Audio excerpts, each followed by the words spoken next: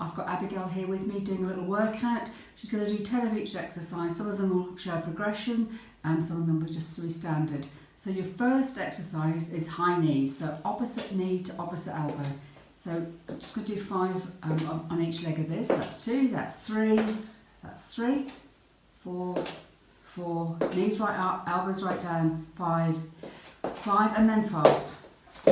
2, 3, 4, 5, 5, and take a break. Next, Abigail's going to do some press-ups. Off you go, Abigail. She's going to do 10. You can see that she's doing them on her knees. Thighs to the floor is a really important thing. Breathe out as you come up. That's breathing out on the exertion. Elbows really well bent. That's 3. That's 4. That's 5. You can always take a pause here if you need to at 5, 6. Nice stack, chest right to the floor. 7. These are hard. You might want to, as I say, take a breath. Try to get through 10 though, even if it takes you a while to get through. So it's 9. Just one more, Abigail, please. Thighs right down to the floor. And stop. This next exercise requires 2 tins of baked beans. Soup would actually do, but hey, let's do beans. And you're going to do a side lunge with the chuck up. So off you go, Abigail. So it just takes a minute or 2 to work that out. Which foot and which arm. So the bent leg and the opposing arm. Go do. This is the 5th. You're going to do 10 on each side. Breathing out as you push up. Breathe out on the exertion. 6, 7, 8. Couple more, please, Abigail. 9. Obviously, if you've got some weights you want to do something heavier, go for that. 10. And swap over.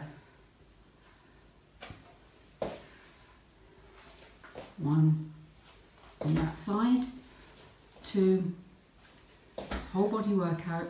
3. Nice compound exercise. 4. Just requires a bit of concentration. 5, which is fine, teaching your body how to do what you want it to do. 6. 7. Abby's right-handed. You can see that it requires more concentration on her left to get this coordinated. 9. Just one more. Perfect, well done. Exercise is called a plank tap out. So Abby's going to go into the standard plank position on her elbows, back nice and straight, bottom down, and then just tap out 10 each side, please, Abby. The stretch is up to you as far as you can get. And again, you might find that you need to stop at 5. This is 4, 5, 5. Don't forget to keep breathing. It's a great tendency to hold your breath. It's also, there's a big tendency to grasp your hands really tightly together. Please don't do that. Put all the energy into moving your legs and to keeping your core really strong. And 10, that's perfect, thank you. This is called a Turkish get-up. We don't know why it's called Turkish, but it's a get-up off the floor without using your hands as far as possible. So Abigail's going to start on what she would determine as her easier side, so tucking that leg under and standing up. And she's making it look quite easy. We've practiced this lots of times, and the first few were a real struggle. So this is great. You instinctively do your easiest side first. I never need to tell anybody, you can just do it. A couple more on this side, Abby. And you'll just see that when she switches over, it requires more effort. For never be worried about putting your hand down. This is what you're aspiring to, but if you can't do that to begin with, that's fine. Swap over, Abigail, please. So do it on what you would call your more difficult side. As I said before, Abby's got really tight hamstrings, and it's a real struggle to do this. As she's practiced more, it's got that little bit easier, but it is a tricky little one. This is 3 on this side. It's great. Well done. 3. Just a couple more. So you can hear that Abby's getting out of breath. We're getting a bit of cardio work going on as well, which is just excellent. One more, Abby, please. And push. Brilliant. Well done. Our next exercise is Abby doing some forward and reverse lunges. So forward and reverse on the same leg. She could do 5 on each side. So you'll see then she then takes that same leg back, swaps over to the other leg. A lot of brain power going into this as well, which is what we really like. So as I said before, proprioception is 2, getting your body to do what your head wants it to do. Big challenge, especially if you're doing this for the first time. So don't be surprised if this takes a bit of thinking about. Abigail's really working her core here, because without a lot of core stability, this will prove to be very difficult, and you'll be unbalanced, and that's fine. The more you do it, the easier it will become to balance.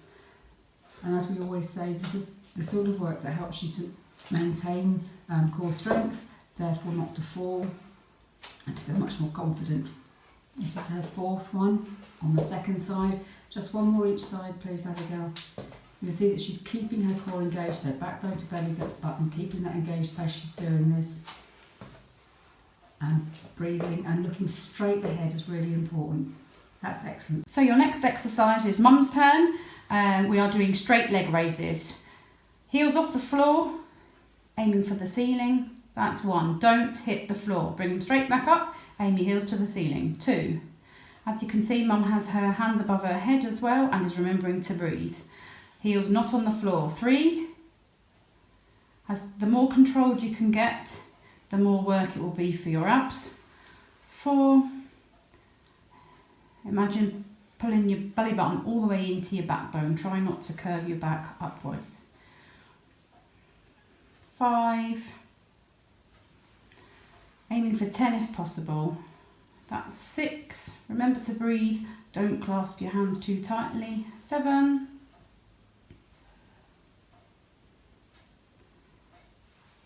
8. Aim for 10 if you can. 9. And last one. 10.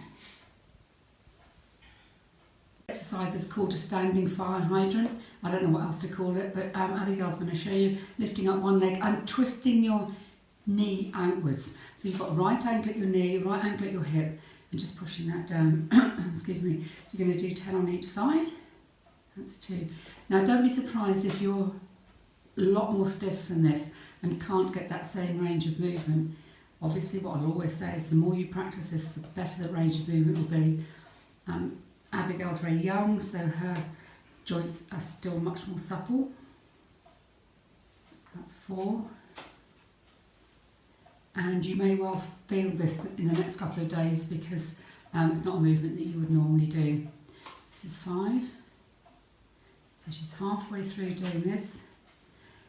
Try to just hold her hands together, not clasping them too tightly. We don't want the muscles to be working there.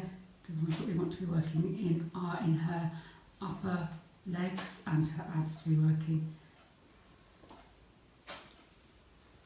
This is 8. Just a couple more each side. Again, lots of core strength going on here to keep you balanced while you're standing on one leg. Always a good idea to stand on one leg when you're doing something. So when you're cleaning your teeth, stand on one leg. Just keep practicing that core strength. And that's perfect. Thank you very much, Abigail. The last exercise is the side plank with leg raise. So she's going to show you 5 on this side, easy way. So off you go, Abigail. So you've got your elbow directly under your shoulder. I'm not using her opposing hand. She's got that on her hip. And then that's 3. Just straight leg up as high as you can for 5. And the more advanced way that you might like to do them, and you might like to do 5 of each, is to lift your hips off the floor and then lift your leg up. Takes quite a lot, especially if you get your knee off the floor, as Abigail has, for 5. Brilliant. And of course now turn over and do the same on the other side. You will probably find that there is one side that's much more difficult than the other. That's okay, that's a challenge. So 5 with the hips on the floor, just keeping a nice straight line. 3, 4, and breathing on the exertion, which is the going up of the leg, and then 5 the progression. So thigh off the floor, knee off the floor. 3, 4, 5. Brilliant, Abigail. Thank you very much. That's the end of your workout. Don't forget to stretch after this and to drink plenty of water. Try not to sit down for long periods after you've done a workout like this. Thanks and bye.